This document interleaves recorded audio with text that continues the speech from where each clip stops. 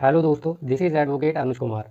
दोस्तों, आज मैं आपसे बहुत ही महत्वपूर्ण टॉपिक शेयर करने आया हूँ कि जब भी कोई पार्टी, कोई पक्षकार अपने केस को कोर्ट में फाइल करता है, तो उस केस को किस तरीके से उसे हैंडल करना चाहिए, ऐसे 4 प्रभावशाली तरीके मैं आपको बताने वाला हूँ आज।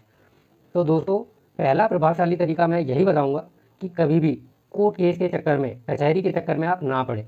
जितना हो सके कोर्ट कचहरी के चक्करों से दूर रहें।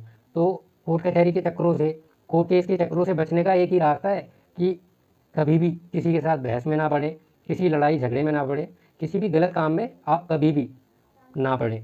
तभी आपके लिए अच्छा होगा, क्योंकि कोर्ट केस में क्या है कि कोर्ट में कभी भी केस फाइल तो इंसान कर देता है, पक्षकार कर देता है, लेकिन कोर्ट में केस फाइल करने के बाद में उस कोर्ट के केस को हैंडल जो करना पड़ता है ना, उसमें कई तरीके की प्रॉब्लम्स आती हैं। जैसे कि विदेश यात्रा करने में प्रॉब्लम हो सकती है ना। पासपोर्ट जो है जब्त कर लिया जाता है, उस पर रोक लगा दी जाती है कि भाई कंट्री से बाहर आप नहीं जा सकते। या कॉम्पिटिटिव एग्ज़ाम की यदि आप तैयारी कर रहे हैं, तो उसमें हो सकता है कि जब वेरिफिकेशन के लिए आएँ, तब आपको पुलिस वेरिफिकेशन में दिक्कत हो सकती है। तो ऐसी कई तरीके की प्रॉब्लम्स हैं जो उठानी पड़ सकती है। तो कभी भी कोर्ट कचहरी के चक्कर में ना पड़े, और कभी भी कोर्ट केस को रिवेंज के तौर पर किसी से बदला लेना है, बदला लेने की भावना से कभी भी कोर्ट में केस फाइल ना करें। क्योंकि प्रॉब्लम यही तो प्रॉब्लम नहीं है, प्रॉब्लम और भी कई तरीके की हो सकती है, फाइनेंशियल, फिजिकल, कई तरीके की प्रॉब्लम।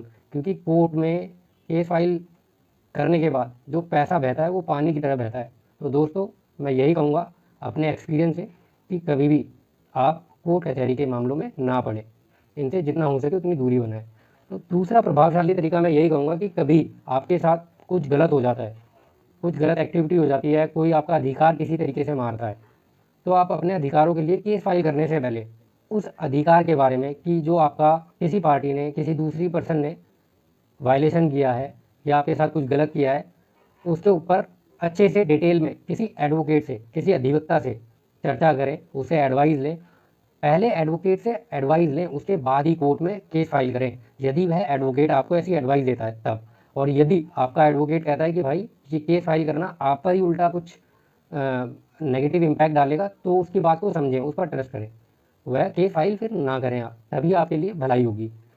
तीसरा प्रभावशाली तरीका मैं यही बताऊंगा कि कोर्ट में केस फाइल करने के बाद आपके अंदर जो होना चाहिए एक पक्षकार के तौर पर, एक पार्टी के तौर पर, वह है पेशेंस, धैर्य, धीरज। आपके अंदर धैर्य होना चाहिए बहुत ज़्यादा, क्योंकि कोर्ट में केस में कितना टाइम लग सकता है तो कुछ कहा नहीं जा सकता। क्योंकि आजकल तो कोरोना का टाइम वैसे ही है, 2 साल के, 3 साल के केस में भी 4-4, 5-5 साल लग रहे हैं। पेंडिंग केस काफ़ी हो रखे हैं पहले से ही ना, कोर्ट पे बर्डन बहुत ज़्यादा है केसेस को हैंडल करने का। तो कोर्ट में केस फाइल करने के बाद आपके अंदर जो है पेशेंस बहुत ज़्यादा होना चाहिए, धैर्य बहुत ज़्यादा होना चाहिए। और धैर्य होने के साथ साथ आपको अपने एडवोकेट पर ट्रस्ट होना चाहिए, फेथ होना चाहिए।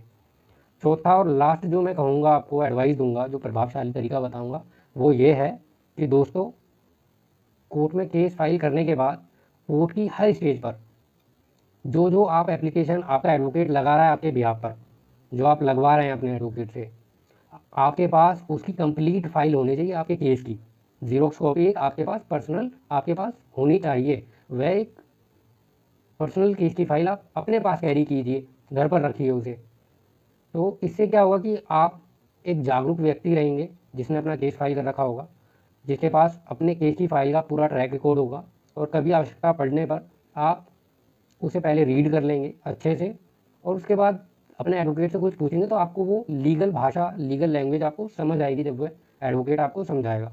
तो दोस्तों, यही 4 प्रभावशाली तरीके हैं। अगर आप ये 4 तरीके फॉलो करते हैं, तो मैं अपने एक्सपीरियंस से कह रहा हूँ कि आप एक जागरूक पक्षकार कहलाएंगे, जिसे अपने अधिकारों के बारे में कम से कम इतना तो पता होगा कि कोर्ट में केस फाइल कब करना है, कब नहीं करना है, और केस फाइल करने के बाद उसको किस तरीके से ट्रैक करना है शुरू से एंड तक।